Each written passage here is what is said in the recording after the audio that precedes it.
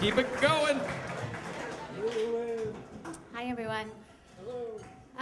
This story is a sequel to a story that I told here a couple of years ago when the theme was blood and guts. And I talked about a series of gifts that my brother and I had exchanged over the years. Like one year for Christmas, he grew a mustache and cut it off and gave it to me in a box. And then I had a mole removed and I gave that to him. But they didn't give me the mole, it was actually a raisin. And then he had a picture of my bunion surgery that he blew up and gave to me as a poster. And then I had my thyroid removed and I got a piece of pulled pork and told him it was my thyroid. And then he ate it, and so he was winning. And so the way that we left the story was I was looking into having hemorrhoid surgery so that I would have something to give him for his birthday. So I looked around, and they won't do hemorrhoid surgery if you don't have hemorrhoids. So I wasn't able to do that. But the best part about telling that story was that someone actually came up to me here afterward and told me about a catalog where I could purchase other people's body parts to send to my brother. So I always have that in my back pocket. But last Christmas came, and neither of us had any health conditions. We were pretty healthy. So we didn't really have anything good or juicy to give each other. And my brother did have an emergency appendectomy. And I went out to Ohio to help him for a few days to help him recover, but he was too weak to really put anything together. But still, whenever I'm driving in my car and I start to smell something, I stop and think, is that my kid's food, or is there an appendix wrapped in newspaper under one of the seats that I haven't found yet? But so far, we've been healthy, and Christmas this year was kind of boring. I enrolled him in the Garden Gnome of the Every Other Month Club, which is a little business that I operate, and he's my only customer so far. And I thought I would really get him with that, but it turns out the trick was on me because he happens to like garden gnomes, which I didn't know.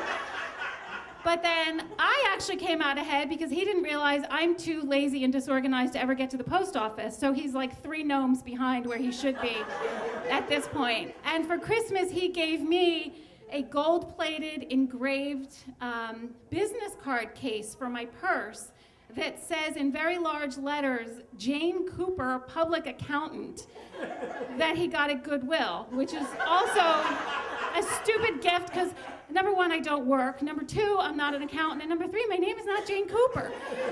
But that's what I got. So since Christmas, there has been a bit of a lull, which always makes me worry a little bit because I don't know what he's cooking up in his laboratory out in Ohio. One time, when we had a long stretch with nothing happening, he wrote a novella where I was the main character and one of my warts burst and ruined the town that he had bound and gave to my children. So I don't really know what's happening. There's been a lull, and a couple of months ago, my 10-year-old son, Eddie, received an envelope in the mail from my brother.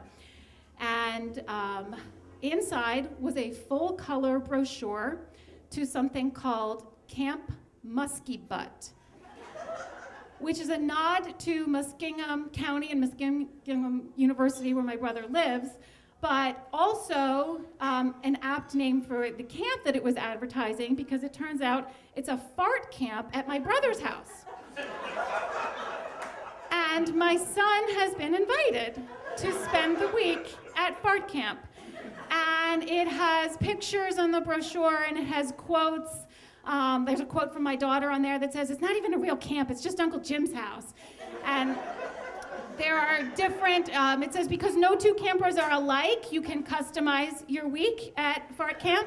There's a leisure package where all you do is fart and watch TV and eat as much chili as you want. And then there's like an adventure package where you can go zip lining and do all kinds of things. So we were going to be going out there anyway to take my daughter to theater camp with his daughter. So, and fart camp is free, wouldn't you know? So my mom was like, he should go, everyone should go to fart camp, it's time, he's old enough. So I was like, fine, he'll go to fart camp.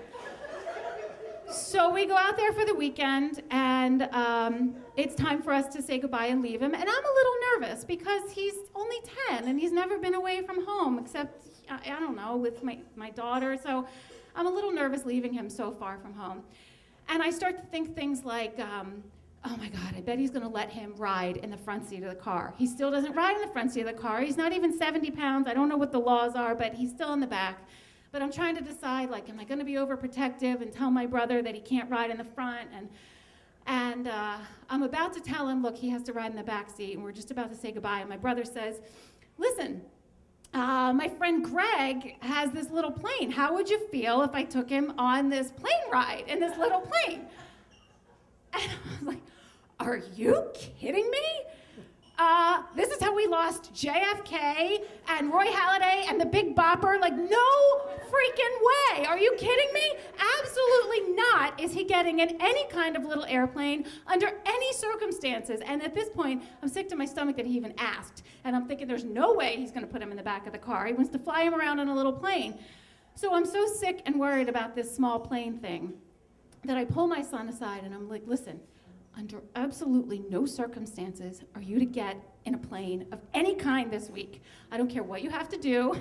If Uncle Jim tells you that your mom will never know or nobody will ever find out, it's gonna be the best thing you've ever done in your life. Under no circumstances are you to get in any kind of plane. And he's like, fine, okay. And then there's talk of like swimming in a quarry at night and just all these things where, I never even thought I would have to worry about stuff like this. So we say our goodbyes and fart camp commences, and I'm on my way home and I have terrible cell phone service, so I can't get any texts. I'm trying to leave him alone. I don't get any texts for like 6 or 7 hours.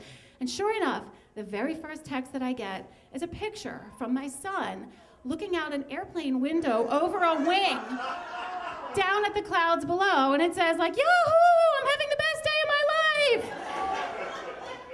And it's a good thing my husband was driving because I wanted to have a stroke, but immediately following, I had a text that said, what Eddie is sending you is a joke.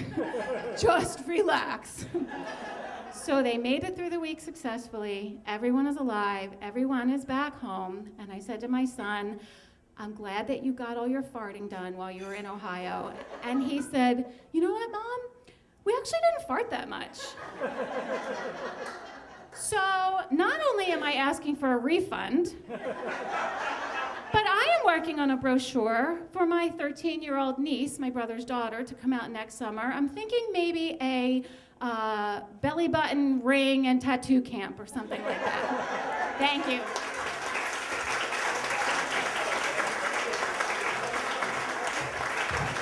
Luanne, everybody.